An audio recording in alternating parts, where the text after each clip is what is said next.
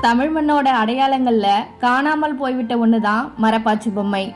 திருமணமான புது தம்பதிகளுக்கு பெற்றோரால் கொடுக்கப்படும் பொம்மை தான் இந்த மரப்பாச்சி பொம்மை. அந்த காலத்துல திருமணங்கள்ல புகைப்படம் எடுக்கும் தொழில்நுட்பம் இல்லை. அதனால திருமணமான தம்பதியர் தங்களுக்கு வழங்கப்பட்ட மரப்பாச்சி பொம்மைகளுடைய வழியாதான் தங்களுடைய திருமணத்தை நினைவுபடுத்திட்டு இருந்தாங்க.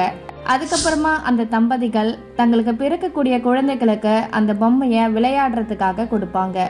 ஆந்திரா மாநிலத்துடைய திருப்பதி தான் மரப்பாச்சி பொம்மைகள் பிறந்த இடம் அப்படின்னு சொல்லப்படுது. தமிழகத்துல மட்டும் இல்லாம ஆந்திரா, கர்நாடகா, மகாராஷ்டிரா, குஜராத், ஒடிசா மாநிலங்கள்ல கூட மரப்பாச்சி பொம்மைகள் பிரபலமா இருந்திருக்கு. வீட்டில் வளர்க்கக்கூடிய குழந்தைகளுடைய ஆரோக்கியத்துக்கு அடையாளமா இந்த பொம்மைகள் இருந்திருக்கு.